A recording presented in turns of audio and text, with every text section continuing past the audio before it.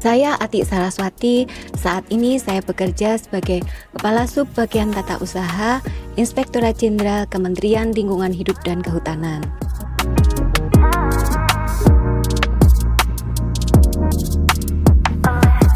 Selain sebagai karyawati, saya juga sebagai seorang ibu rumah tangga.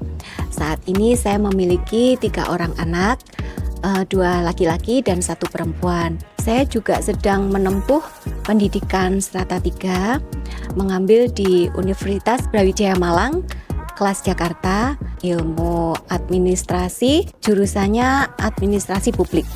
Kenapa saya mengambil jurusan itu? Karena saya pengen sesuatu yang berbeda dari ilmu yang saya ambil sebelumnya. Sebelumnya itu saya mengambil ilmu kehutanan, teknis kan berarti. Nah, saya berpikir kenapa saya nggak ngambil jurusan yang lain yang berbeda, karena saya orangnya nggak suka yang monoton itu aja. Saya pengen sesuatu yang lain. Akhirnya saya mengambil keputusan untuk ngambil administrasi publik. Dengan mengambil administrasi publik ini bisa saya aplikasikan untuk pekerjaan saya sehari-hari, misalkan tentang sumber daya manusia, tentang organisasi, tentang masalah anggaran. Ya, harapan saya dengan mengambil jurusan itu akan memperbaiki ilmu-ilmu saya yang sebelumnya, pengalaman saya yang sebelumnya, menambah wawasan, menambah pengalaman. Terus yang lebih penting itu untuk belajar mendewasakan diri saya dalam berpikir dan mengambil keputusan. Itu sebenarnya komitmen dari awal saja ya, komitmen saya dengan suami, dengan anak-anak. Jadi kalau pekerjaan kantor itu diselesaikan di kantor, kecuali ada pekerjaan yang mendesak, yang harus lembur, kita kerjakan di rumah, ya sudah, kita ambil waktu untuk menyelesaikan di rumah, tapi itu kan tidak tiap hari. Nah, kalau sudah selesai bekerja, kita pulang ke rumah, ya kita ganti tugas kita sebagai ibu rumah tangga, ya membikinkan untuk makan malam, membikinkan makanan untuk anak-anak, ngecek pelajaran-pelajaran mereka sekolah. Seperti itu yang biasa saya lakukan. Nah, untuk mengerjakan tugas-tugas kampus, kalau kita masih ada tenaga, kita akan melaksanakannya setelah pekerjaan rumah tangga selesai. Tetapi kalau sudah nggak ada tenaga, kita udah capek, udah ngantuk, itu manusiawi ya. Kita tidur dulu, nanti jam 2 pagi atau jam 3 pagi sekaligus kita melaksanakan ibadah, kita lanjut menyelesaikan. Tinggal komitmen kita aja sebenarnya.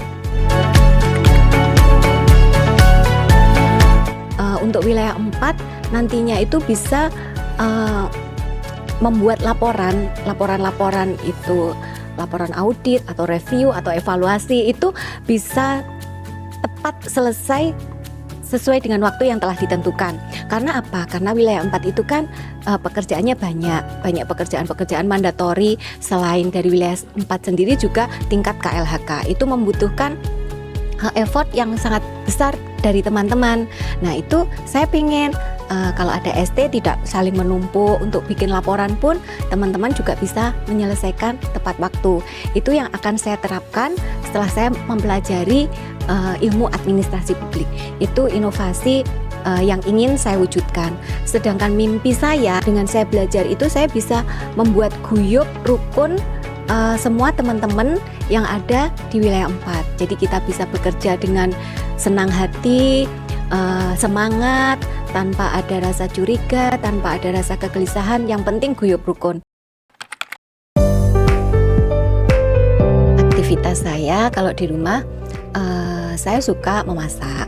Anak-anak saya itu paling suka kalau saya masak rawon. Selain memasak, saya juga suka olahraga, terutama jalan-jalan pagi sama main tenis meja. Dan beberapa kali juga mewakili Inspektorat Jenderal untuk ikut pertandingan tenis meja. Kalau ada Hari Bakti Rimbawan atau 17 Agustus atau Hari Korpri, itu biasanya saya partisipasi. Yang penting ikut, seneng gitu.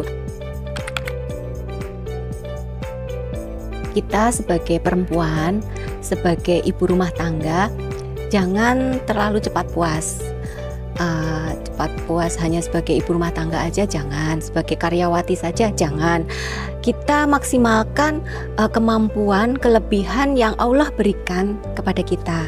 Meskipun kita perempuan, kita juga bisa kok melakukan hal yang lebih selain pendidikan, pola pengasuhan anak, terus kemampuan kita yang lebih, misalkan kita punya kelebihan di bidang olahraga, di bidang tarik suara, atau bidang apapun, kita harus punya ciri khas.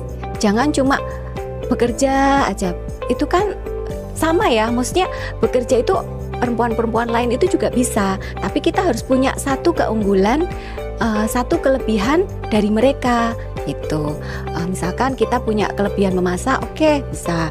Kita bisa bikin baju, oke, bisa. Kita bisa olahraga, bisa. Jadi intinya sebagai perempuan kita tidak boleh cukup puas hanya di situ saja. Saya jadi ingat kata-kata nenek saya, kamu itu sebagai perempuan harus bisa gemi, nastiti, ngati-hati. Gemi itu artinya kita itu hemat, bukan berarti pelit ya. Kita hemat, kita dikasih uang sama suami, tapi kita bisa membagi untuk sesuai keperluan kita. Terus nastiti itu artinya kita berpikir supaya sesuatunya itu ditempatkan pada porsinya. Jangan semuanya tuh yang aku senengin aja lah, jangan, tapi ya sesuai porsinya supaya itu nanti pas gitu kan.